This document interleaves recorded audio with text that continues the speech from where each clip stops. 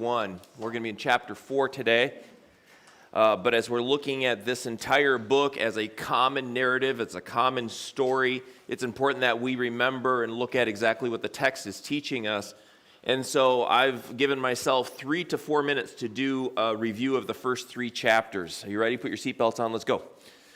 Follow along in chapter 1. In chapter 1, we see King Ahasuerus. He's full of himself. He throws a 180-day celebration to celebrate no one but himself. At the conclusion of that 180-day celebration, he throws a 7-day feast or festival in which he gives an edict that everyone will drink to him. This is a party to celebrate himself. At the conclusion of that 7-day celebration, we know that he calls for Queen Vashti to come to be paraded throughout the citadel before all of his guests to show her off. This is his queen with her crown on, and he wants her in all of her splendor and glory. And yet she declines. She refuses to be a part of what's happening in that scenario exactly.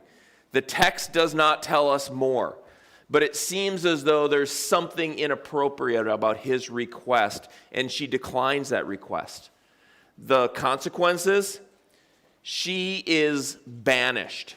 She loses her crown. She is never again to be the queen. And again, there's no detail in that precisely, but clearly there's consequences for her in that. Her life has been radically changed, maybe in more ways than we even understand. Turn the page, chapter 2. In chapter 2, we meet the 2 central figures of this book. And in these 2 individuals, we meet Esther and Mordecai. They are Jews in exile in Babylon, but we recognize this as Persia now. They are cousins.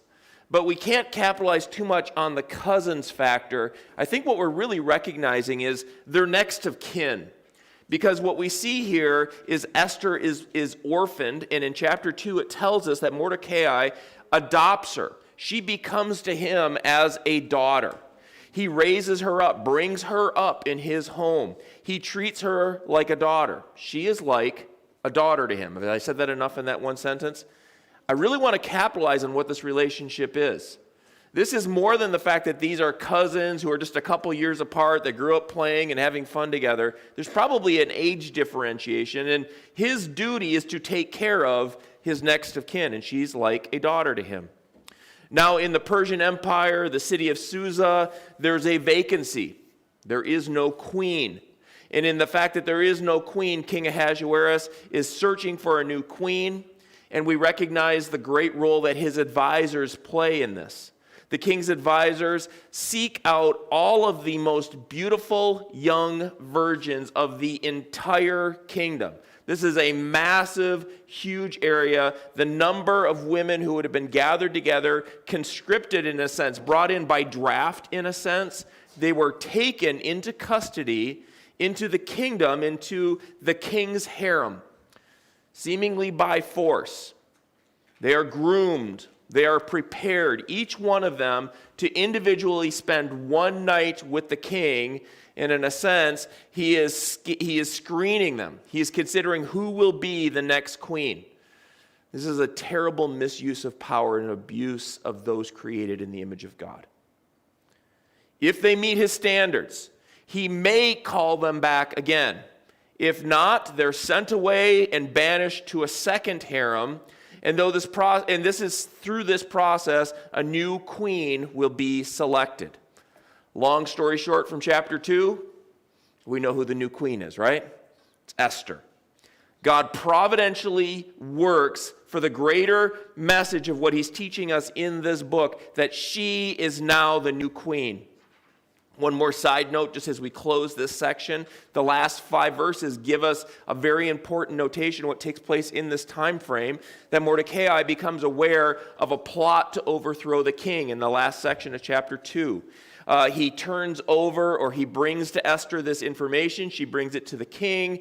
Those who are treasonous, looking to overthrow the kingdom, are taken into custody. They're hung in the gallows in a sense that justice has been brought forward. What's notable is that this deed done by Mordecai is recorded in the king's ledger, but nothing more nothing more happens to or with that in this time frame, we should say. Nothing is done to honor him or reward him. It just simply is recorded, and we move on. Chapter 3. We come into the next figure, the next key individual in this narrative text. Are you ready? I'm going to say his name. Haman. Good job. You listened to Mark Devers preaching. The nemesis of the Jews, particularly of Mordecai in particular. Haman is elevated to the position of chief of all officials over the kingdom under Ahasuerus. What's notable about this is as we're reading this, if we don't know where this story is progressing, we would shift from chapter 2 to chapter 3, and the assumption is this should be Mordecai. But the text leads us in a completely different direction. By edict of the king, all are to bow and give homage or honor to Haman, because he is the second highest official in the kingdom under Ahasuerus. However, Mordecai refuses to bow. There's one thing about Haman we did not mention at this point that's very significant. He is an Agagite, not a stone found at McLean State Beach, but he is an Agagite, a descendant of King Agag. And we know that there is a long rivalry, if we could even call it this, that goes on between the Agagites and the Assyrians, and we recognize going all the way back to the Jews. And the plot that goes between them, this is a long-standing generation after generation issue that rises up. And because Haman learns that Mordecai is a Jew, because he learns that Mordecai is unwilling to give homage or to bow, he develops a plot, not just against Mordecai, but against all of the Jews, against every last one of them, to annihilate them, men, women, children, and to take everything that they have. Haman persuades Ahasuerus to kill and destroy every last Jew by royal decree, every last man, woman, and child. And this is to take place, this is crazy, at the hands of their own neighbors. Just think about this. These aren't the soldiers going in to do this. This is a charge, an edict to go out from the king to do this work by the hand of your own neighbor. This is where we left the story last week. I don't know if I did that in 3 minutes or not. King Ahasuerus might think that he is the best of the best. This is important stuff right here. He may feel that he holds the lives of those who are subject to him under his kingdom. He may feel that he has the right, the authority to take away life at his will and his decree. But God is the King of Kings. God is the Lord of Lords. He is the one who directs the path of the king. He is the one who numbers our days. He is the one who is sovereign over every aspect of our lives. God is the one who rules and reigns in this narrative. The other thing that we want to note before we move on to the new aspect of the text we're going to see this morning is Esther and Mordecai may feel that their circumstances are wrong, that they are unjust, that this is just plain old hard. Why are we enduring this? But if you can identify with Esther and Mordecai through all of this, we must continually remind ourselves as we're looking at this text and we're filtering it into our own lives that God is in control of our lives. God is sovereign. He is working to accomplish his purposes. That's his providence. And he will do this perfectly. That does not require him to let us know what he's accomplishing.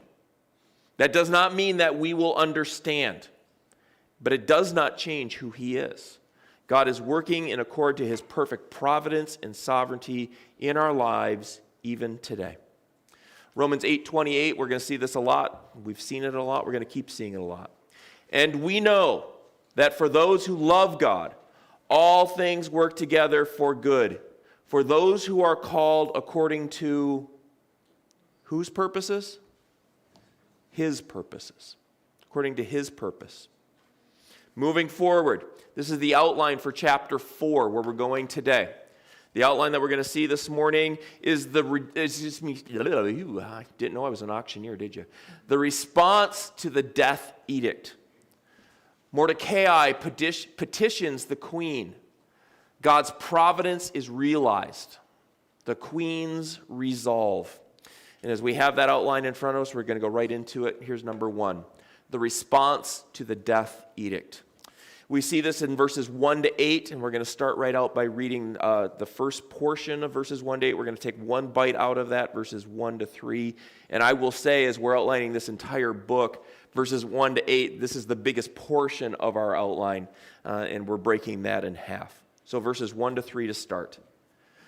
When Mordecai learned all that had been done, Mordecai tore his clothes and put on sackcloth and ashes and went into the midst of the city.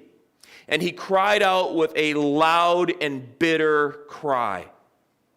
And he went up to the entrance of the king's gate, for no one was allowed to enter the king's gate clothed in sackcloth. And in every province, wherever the king's command was decreed, or his decree reached, there was a great mourning among the Jews, with fasting and weeping and lamenting, and many of them lay in sackcloth and ashes. This is Mordecai's reaction to the death edict of the Jews, an edict that would be put into play 1 year from now. In chapter 3, we already touched on this, but put this into the context of what we see here in chapter 4. Mordecai refused to bow or to show homage to Haman. That's chapter 3, verse 2. But we're never told why. The text never gives us that definite information why he would not bow. I asserted to you last week that there's a high probability that this was Mordecai saying, this is forbidden by God's law. The commandment that says, I shall have no other gods before me. There's a very high probability that that's what's going on here. However, we can't dismiss the fact that it's possible that this was also an issue of pride in Mordecai. Whether it was right or wrong, it's possible there's a part of him that says, I'm not going to bow a knee to an Agagite. I'm not going to bow a knee to him. Do you know who they are? Do you know our history? There's something like that that could be stirred up here. I'm going to tell you this very plainly. Scripture never gives us that answer. That's for us to try and understand.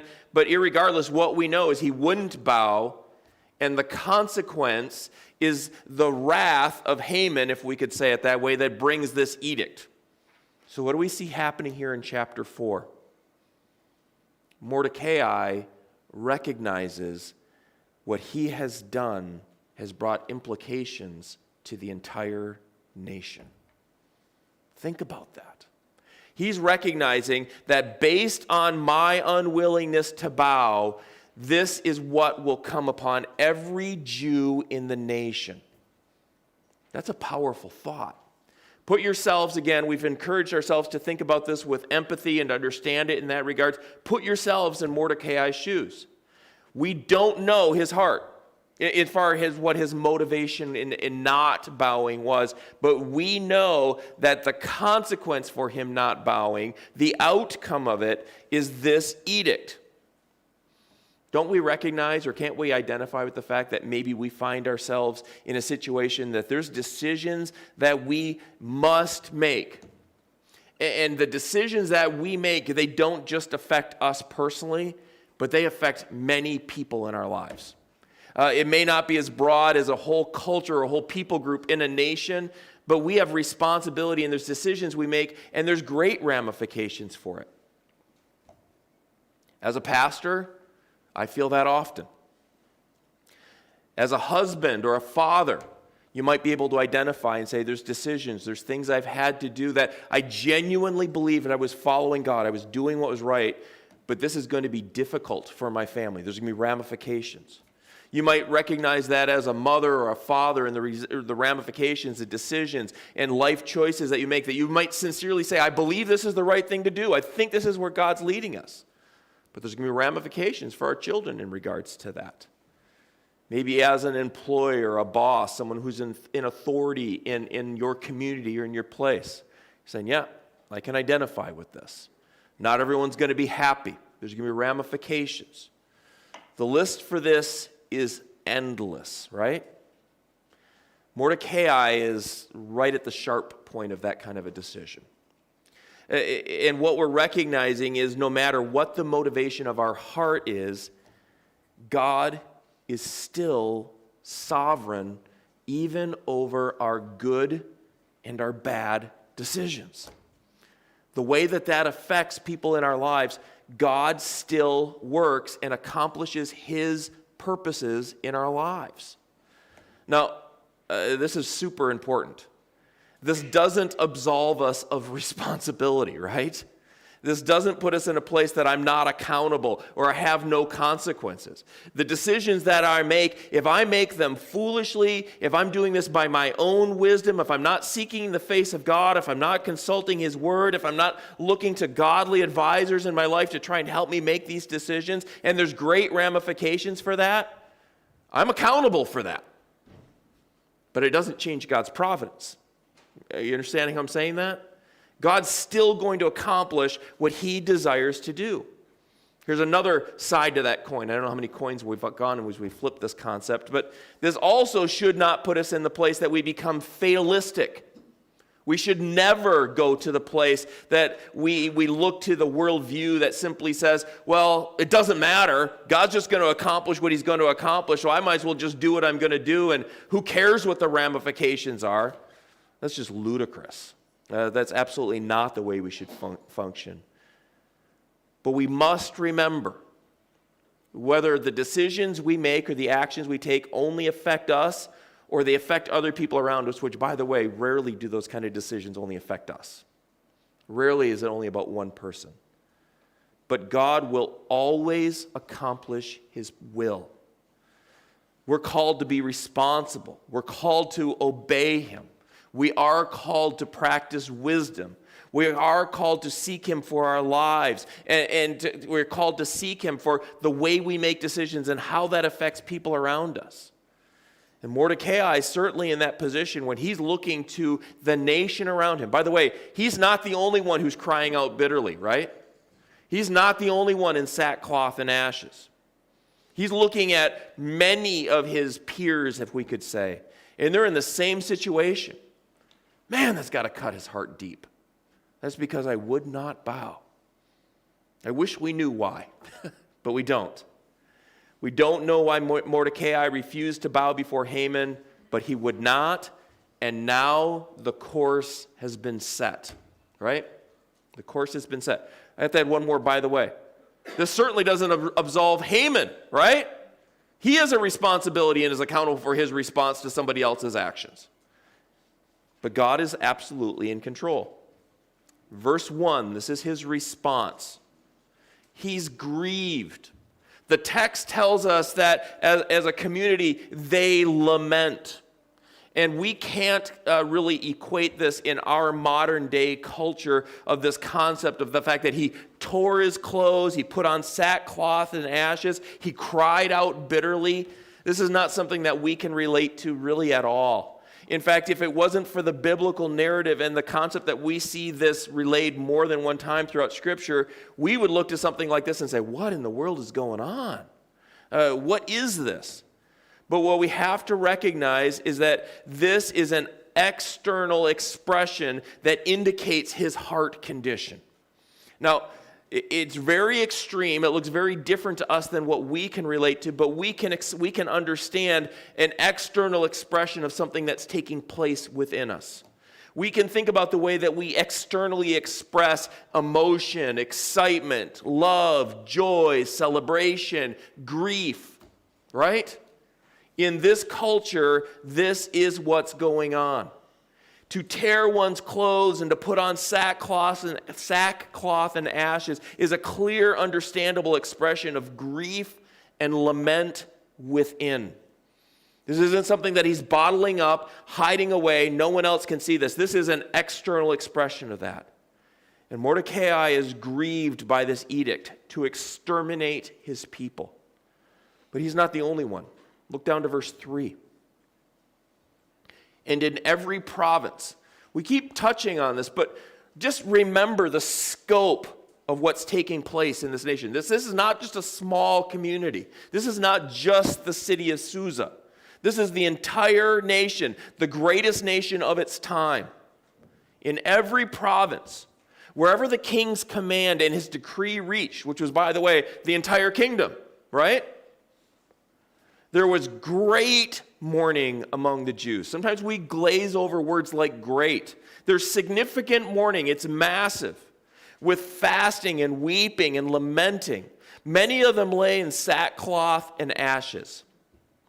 All the Jews, this entire nation that is in exile in Persia, are moved with grief within their hearts, within their souls, in regards to the gravity of what this edict holds. Every last one of them grasped with the severity, the reality of this edict for them personally. Every last one of them had just personally received a death sentence. And again, as we've already touched on this is significant as we empathize with all of these who are participating, who are part of this. This is about an individual, but this is about a father toward his children. This is about a husband looking to his wife. This is about children looking to their parents. This is huge. And again, just as a father, I can identify with the hopelessness that might be felt, the despair. What do I do to save my family? How do we do this? Do we run? Do we escape? How do I protect them? What do I do? Do we go into hiding? And it's obvious. This is just complete despair and hopelessness. And for a year, I get to wait for the death sentence. Here's a question in relationship to what we see happening here. Do you lament before God? Do you lament before God? I've read many times over the last recent years of the fact that this is something that we as the church fail at. We have forgotten how to lament. We culturally consider it inappropriate. We culturally don't have a view that thinks that we should lament. We recognize, even in the time of loss, when someone in our life has died who is a believer, we grieve, but we do not grieve as those who have no hope. That's 1 Thessalonians. We are to grieve. Lamenting is not wrong. Lamenting is not sin, necessarily. Necessarily. The scriptures are loaded, full of examples of lamentation. An entire book of the Bible, the book of Lamentations. There's an entire genre of psalms that are identified as psalms of lamentation, dedicated to this purpose. The Word of God teaches us. It's an example to us. This is an appropriate way to lament, to grieve before God. What does it mean to lament? What does it mean to lament? When we lament, we seek God as we grieve, as we suffer, and as we hurt. Let me say that again. When we lament, we seek God as we grieve, as we suffer, and as we hurt. The opposite of this is when we grieve and look away from God. Think about that. When we grieve and we don't look to God, when we are not trusting Him, when we go to the place that we blame or we accuse God, God, why are you doing this to me? Not the part that says I'm trying to understand, but God, I question you. You're wrong. Or when we vainly grieve. There are times that we grieve and we grieve with no hope because we don't look to God Himself. There are many of you that I have grieved with, that I've been with you in those days that you've lost a loved one. And you've literally looked to me and you have said words like, I can't fathom how an unbeliever grieves at a time like this. It's very real to grieve with no hope, without looking to God, without trusting in Him. We may be saying, I don't understand, but God, I trust you. There's a real call to lament. Do you look to God when you lament? Here's a homework assignment. If you are grieving, if your heart is broken, if you are struggling, if you are lamenting, and you're saying, how do I do this in a godly way? I'm not even going to, I was tempted to give you a list of them. I want you to look for these. Just do a Google search. Psalms of Lamentation. Look to Scripture in the Psalms of Lamentations and read them and examine them and see how do we see the biblical example of lamenting before God. I want to draw your attention to one concept. In almost every case, we see those Psalms going through this time of grieving, of hurting, of pouring one's heart out before God. But then they turn to hope and trust in God. Look to the Psalms of Lamentations. The nation of the Jews in exile in Persia are lamenting. Now go to the next section here. We're still in the same outline point, verses 4 to 8. When Esther's young women and her eunuchs came and told her, the queen told her what? Of this lamentation on Mordecai's part. The queen was deeply distressed. She sent garments to clothe Mordecai so that he might take off his sackcloth, but he would not accept. Then Esther called for Hathach, one of the king's eunuchs, who had been appointed to attend her, and ordered him to go to Mordecai to learn what this was and why it was. Hathach went out to Mordecai in the open square of the city in front of the king's gate, and Mordecai told him all that had happened to him, and the exact sum of money that Haman had promised to pay to the king's treasuries for the destruction of the Jews. Mordecai also gave him a copy of the written decree issued in Susa for their destruction, that he might show it to Esther and explain it to her and command her to go to the king to beg his favor and to plead with him on behalf of her people. So the first thing that we recognize here in Esther as she starts to come into this portion of the narrative, she's clearly unaware. She's ignorant. And I don't mean she's stupid. She's just uninformed. She clearly doesn't know what's going on. What's happening? Again, remember the relationship. Why is my adopted father grieving like this publicly in a place he's not supposed to?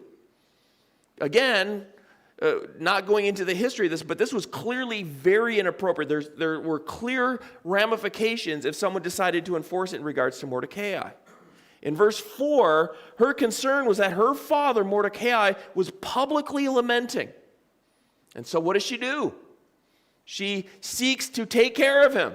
Here's some clothes. Get out of that stuff, dress appropriately, or there's going to be problems. That's the connotation of what's going on here.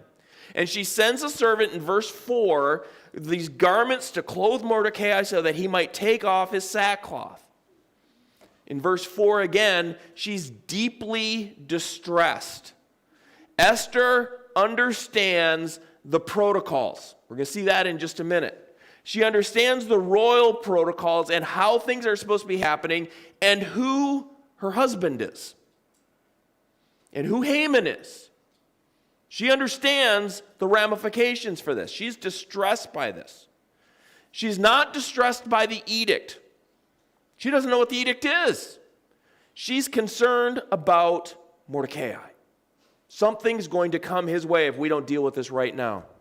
So, through Esther's servant, Hathach, Mordecai informs the queen of the edict. That's in verse 7. And then in verse 8, Mordecai gives this Hathach a copy of the written decree issued in Susa for their destruction that he might show it to Esther. So in other words, this isn't just verbal. Here it is. This is the law. This is what the king just decreed. His signet ring has sealed it by the hand of Haman. This is what's going to take place. And so we must remember that in this entire narrative, God is not mentioned, not even once. But here in verse 8, something significant takes place. Look at verse 8. He gives her the edict, sends it by Hathach, and in verse 8, latter portion, and commanded her to go to the king to beg his favor and to plead with him on behalf of her people. He is so moved that he says to his adopted daughter, "You have to act." This is imperative, not optional. He commands her. He tells her, "You must do this." And I think one thing that we're starting to recognize, it may be fuzzy, the text doesn't tell us this, but I think personally when I look at this section in this command to Esther, God's providence might be starting to come into focus for Mordecai. I think he's starting to recognize this is why Esther is in the palace. This is the moment. Is it possible that God has placed Esther in this position? She is the queen for this very reason. In just a minute, we're going to see that how that's very clear. But I speculate that at this moment where it's just starting to come into focus. I'm starting to understand maybe what God's doing here. Next point, number 2, verses 9 through 11. We're going to pick up some momentum now. We see this in the section. We have to recall back to chapter 2, verse 10. Esther had not made known her people or kindred. For Mordecai, here he says it again, commanded her not to make it known. So at this point in the historical narrative, it's unknown that she is a Jew. This has been veiled. This has been hidden. This is something that they don't know. But we have to recognize what's happening here in chapter 4 as Mordecai is commanding her now to petition the king. This necessitates her making her identity known. Right? You have to beseech the king on behalf of your people. This information now makes her subject to Haman's death decree. Now look at what the text says, verse 9.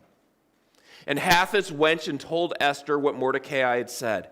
And when Esther spoke to Hathach and commanded him to go to Mordecai and say, all the king's servants and the people of the king's provinces know that if any man or woman, I want to read that with a little bit more emphasis, any man or woman goes to the king inside the inner court without being called, there is but one law, to be put to death, except for the one to whom the king holds out his golden scepter so that he may live. But as for me, I have not been called to come to the king in these 30 days. I just empathize now with Hathach. How many trips does this guy make back and forth between Esther and Mordecai? Maybe this is the funniest part of the story, but it's almost like he's the note carrier in a junior high study hall with no cell phones, right? Boom, boom, boom, back and forth, back and forth, back and forth. This is a note for you. This is a note for you. This is a note for you. Verse 8, Mordecai commanded her, right? But here in verses 9 to 11, she's not willing. Notice that. At this point, she's not willing to go. When we think about the greater narrative of Esther, we think about her going. We think about her action because we know the rest of the story, right? You have to notice what happens here. She says, I can't do that. She's unwilling to go. She knows full well the outcome. Remember we talked about royal protocols and him mourning at the king's gate? She really understands these protocols. She understands that it forbids her from entering the king's presence without his petition, without his call, without him summoning her, or there's serious ramifications. The other thing is, as we see this, she understands that there's great things that take place in this. There's two circumstances. Number one, she can only approach the king if she's invited or she's been called for, which clearly he does when he wants, how he wants, at most convenient times to him. And two, if she comes uninvited, he has to extend his royal scepter toward her, otherwise she will die. That's not that profound maybe for some of us to think about any subject who comes into his presence unsummoned, without request, has to be invited by the king's scepter. But this works all the way up to the very queen herself. okay? And she knows that. I think we can confidently say she has been well trained in regards to this protocol. Don't go unless he says come. Don't even think about it. She understands this. This is true of everyone in the entire kingdom. And all the servants know this to be true. Verse 11 spells that out. That everyone, all the servants knew this rule. That it was common knowledge. And again, Esther clearly understands this applies to her as well. Why is her response to Mordecai so definite? Why is she responding and saying, I can't do that. I'm not able to do that. I can't go before the king like that. Why is that true? Can you say Vashti? Think about it. She is the one who has filled the crown of Vashti. Her predecessor has been banished. The text doesn't tell us this, but many historians look at this, that actually when he banished Vashti, he was probably showing mercy. He probably should have, by royal order, executed her. He had every right to do that. And she understands full well, if he did this to my predecessor, Vashti, how much more so will he respond if me, queen number 2, acts inappropriately this time? The hand's going to have to be heavier. There will be no mercy. So the requirement of this law, the law requires him to put to death anyone except the one to whom the king holds out the golden scepter. If he banished the first queen, Vashti, he will certainly deal with me far more harshly. There's something else that we have to see here that kind of lies below the surface that the text doesn't tell us, but I think we can see this here as well. It's alluded to, we might say. She hasn't been called for in 30 days. That's not really the focus. The focus is this. She doesn't have an expectation that he will extend his scepter. You hear that? She has an assumption. She's working under the grounds that if I go in his place, into his place, I'm dead. He's not called for me. He clearly doesn't want to see me right now. She has some expectation that this is not appropriate, that he won't receive me. And so why does she respond? We talked about Vashti. She has an expectation that he's not looking for her. He doesn't want to see her. But ultimately what we see happening here is based on all these circumstances, things that we probably don't even understand. She's compelled by fear. If I go before him, I am likely to be killed. He will probably kill me. She doesn't want to die. She doesn't want to be executed. She doesn't want to go to the gallows, which we'll talk about in future chapters. She clearly doesn't believe the king will extend his scepter to her. And what we see here is we look to this and we can identify with Esther as well. The text does not give this definite statement that says God wants you to go before the king. But that's the tone, right? You have to act in response to preserve God's people, the Jews. You are one of us. You have a responsibility here. This is God's will for you. This is why he has placed you in the throne room. This is why you've been given the crown by God himself. We can identify because there are times that we disobey God or we do not do what we know he wants us to do, and we do that out of defiance. God, I know what you want me to do. I'm just not willing. There are other times that we look to God and we say, God, I know what you want me to do, but I'm scared. I'm afraid to do this. If I do this, there's going to be harm. We might not fear for our lives, and we may say there's going to be ramifications. I might lose my job. This is going to disrupt a relationship. The list can go on and on. We're afraid of doing it. When we look to Esther, and you're going to see how this is going to come back to us in just a second. In Esther's case, at this point in the text, her fear is disobedience. Think about that. So is true of us. If we are, now by the way, we know she shifts gears. We know she heads in the other direction. But so is true of us as well. If our fear to do what is right still brings us to the point that we are not obeying God, we are disobeying God, even in the face of our own fear. Our fear is ultimately a lack of trusting God. It's a lack of saying, God, there are ramifications for me. There will be outcomes that will come for this. But this is what you've called me to do. This is what your word tells me to do. I need to trust you in the face of this. Just to foreshadow and to look forward ahead, in just a minute, Esther completely trusts God. But right now, she's living in fear, and her fear is compelled by her lack of trust. God's never going to require any of us to act or to do something he has not already enabled you to do. Doesn't mean that it'll be easy.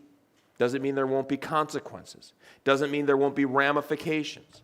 But God is not going to call you to do something out of obedience that he hasn't equipped you to do. Paul understood this well, which, by the way, he's an example to us of fearlessness. But in 2 Corinthians chapter 12, verses 9 and 10, but he said to me, my grace is sufficient for you, for my power is made perfect in weakness. Therefore, I will boast all the more gladly of my weakness, so that the power of Christ may rest upon me. For the sake of Christ, then, I am content with weakness, insults, hardships, persecutions, and calamities. For when I am weak, then I am strong. Point number 3. God's providence is realized. I told you a minute ago, I think for Mordecai, God's providence was starting to come into focus. I think when we look at verses 12 to 14, he sees it very clearly. He sees it very clearly. And as we see this, God's providence and sovereignty are absolutely at work. We've mentioned many times that God's name is not mentioned even one time in this entire book. And yet he's the central figure. His act and work of providence and sovereignty through this whole book is absolutely clear. And again, Mordecai is starting to see it. In verses 12 to 14, Mordecai is going to reveal how clearly he understands what God is up to and how Esther is a key or key central aspect of that. One last note before we read these 3 verses. Many would look to the entire book of Esther and say these 3 verses are the key or the central verses of this whole narrative, what we're going to read right now. Verse 12. And they told Mordecai what Esther had said. Then Mordecai told them to reply to Esther. Boy, there's another trip back to Esther.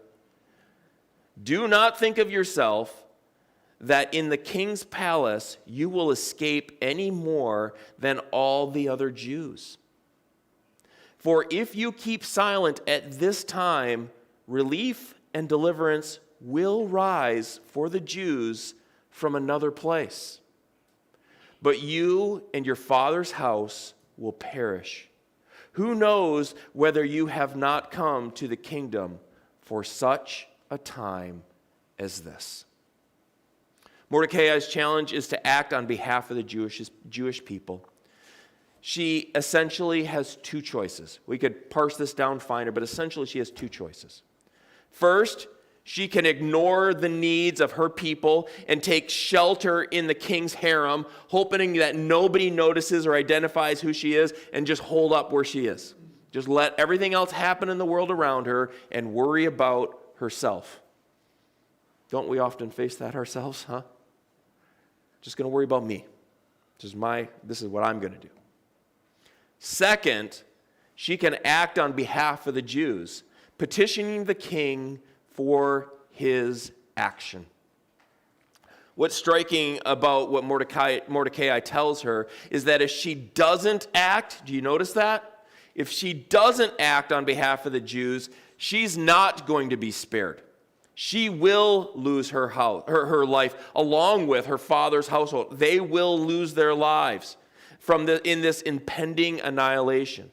And if further she doesn't act, Mordecai's absolute trust is that God is going to spare his people. He is going to providentially work to save his people. God's going to work with or without her. God's going to accomplish his perfect will irregardless of how she acts. But if she doesn't act, there's impending danger for her in a whole different way. Let's just say that in a slightly different way. If there's any part of her that's dwelling in that first option, I'm just going to be quiet, I'm going to keep this to myself, Mordecai is essentially saying, don't even think that's going to work. It's going to come to you as well. So if Esther had come to this conclusion alone, she seemingly would not have acted. Think about that. If Esther was in the situation that she just simply had to work through these details all by herself and come to a conclusion all on her own, she probably wouldn't have come to this conclusion. She probably would have dwelled in the place that says, I'm forbidden to do that. I'm not permitted to go to the king's presence in that way. But it's Mordecai's prompting that brings her to the place or compels her to the place that she says, I need to act. There's something that must be done. Now, this was striking to me when I came to this location in the text and just recognized how many times we see this happening in this book. The people that we surround ourselves with, the people who are our advisors, how deeply they affect the course and the path of our life.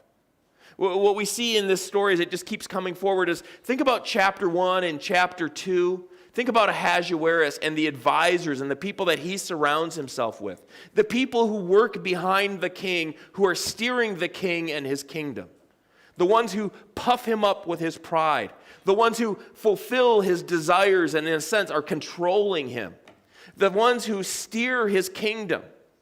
Even Haman himself, who seeks to kill the Jews and take their money, in a sense, he's manipulating the king. And now we see Mordecai and Esther. God prompts Mordecai to take a major step and command Esther, you have to do this. This is necessary. You need to take a step that is scary. You need to take a step that's dangerous. But this step will preserve the Jewish people. This is God's will for your life. You must do this. So just bring this back to ourselves again. We touched on this when we were looking at chapter 1 and 2 with Ahasuerus. Who are your advisors? Who do you surround yourself with? Who is influencing you? Are they ones who are pressing you toward foolishness and ungodly decisions, ones that are defaming the name of God? Or are you surrounding yourself with godly men and women who are encouraging you, who are challenging you? If I could overstate this word command, who are even saying, Brian, based on the word of God, you cannot do this. You must do this. We need those kind of people in our lives. And that's what Mordecai is to Esther in this situation.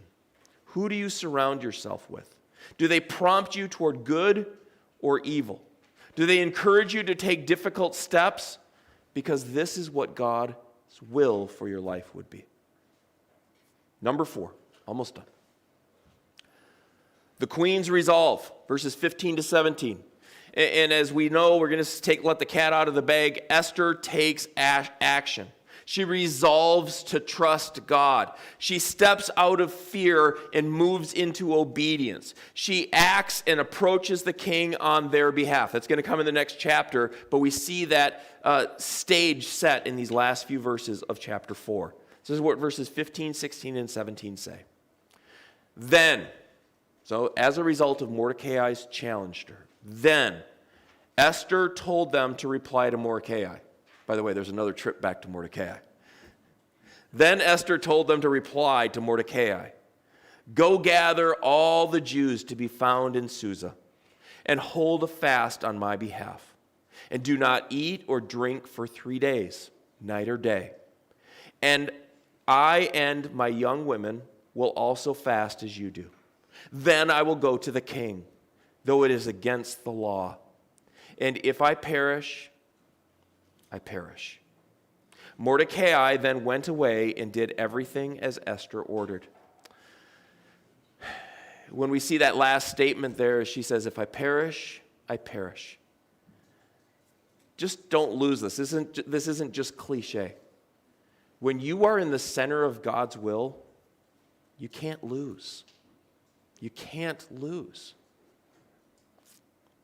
Zero in on that fasting for a minute. When we zero in on this, we first of all recognize the fact that this petition to fast by the Jews on her behalf is not one that goes to every province and part of the kingdom. Why? Because it's too immediate. Go to those immediately here in Susa. The ones that are around you, Mordecai, you go to them that are in sackcloth and ashes, and we're going to continue to lament in a sense, but now we're fasting. God's name is never mentioned here. But this is a clear petition to God that he would sovereignly work, that his hand would be upon Esther. We can assume and read into this that Ahasuerus would be receptive, that he'd be willing, that scepter would go forward. This is a clear recognition that God is in this entire story, even though he's not mentioned by name.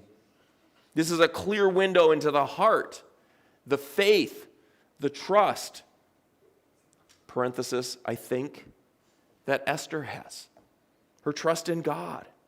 She believes that she cannot do this without the help of the Lord. And so she calls for a fast. So the question is, what is a fast? Can I just say this to us as a church family? We don't talk about this enough, do we?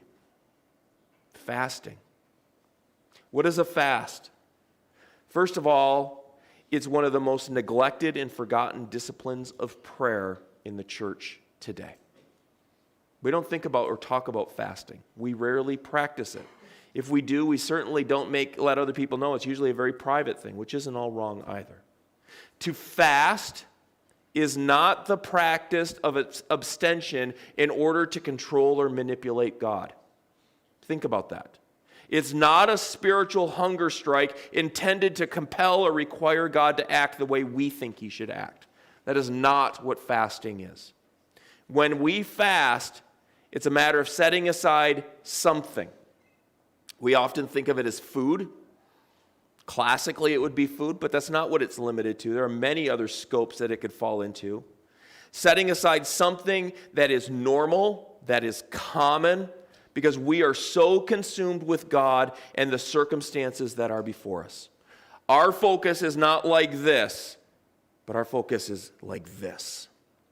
God, you are before me, and all the things that are common and normal in my life, that would be the kind of things that I dwell on, they're in the shadows. You are my focus at this time. I believe one of the most beautiful expressions of fasting is something that takes place spontaneously.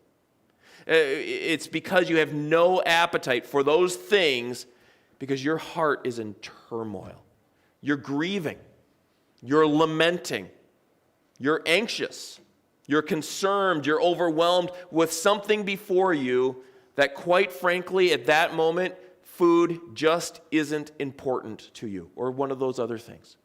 You getting the picture? Have you ever been in that place where you've just spontaneously been like, you know what? I'm just not hungry because I'm hurting. It's that I'm focused on what God wants from me right now. Lord, I'm pouring my heart out to you. That may be one of those expressions of lamenting you need to be thinking about. But when we think about this, we can also recognize the fact that fasting can be something that's planned. That's what happens here. They're already lamenting, and essentially she says, push in the clutch, grab another gear, let's start fasting. Let's reach out to God. It can be something that's planned, a planned fast that takes place here in Esther 4. When someone fasts, it must be associated with prayer. It is not enough to say, I'm going to fast for this period of time, and prayer is not a part of that. That's a fast. That means you're not eating. That means you're not doing something or you're giving something up. But this is a clear association with prayer. It's to fast and to pray. When someone sets aside the distractions of life temporarily, not permanently, temporarily, for the purpose of praying, of pouring one's heart out before the Lord, of petitioning him, of seeking his face, looking for his direction, asking him to be working in these circumstances. God, I trust you, and because I trust you, I petition you. It's an expression of one's total dependence upon God.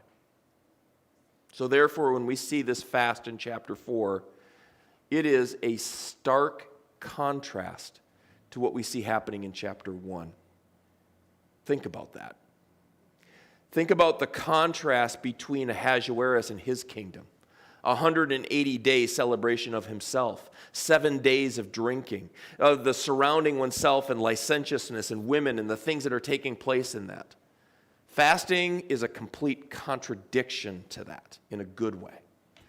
And God, we set these things aside because we pour our hearts out to you that you would work in these situations.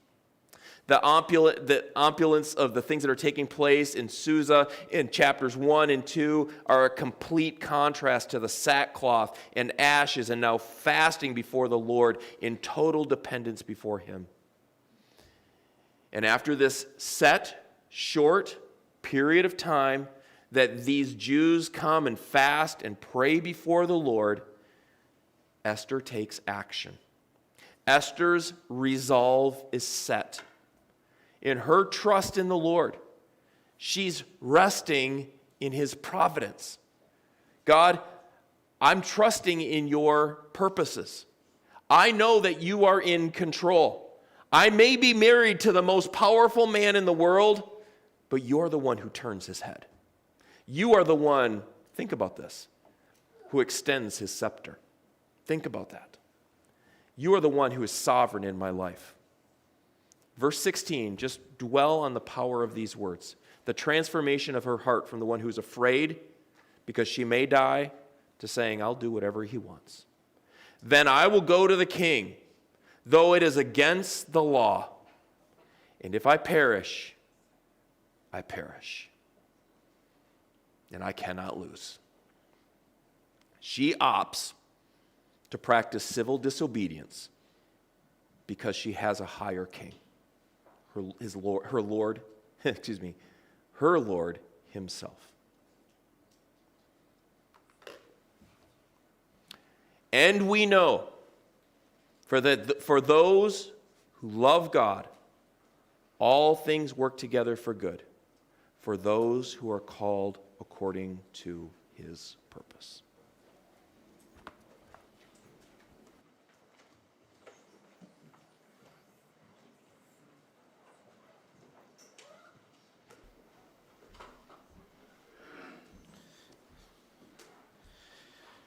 For our last song, we're going to focus on that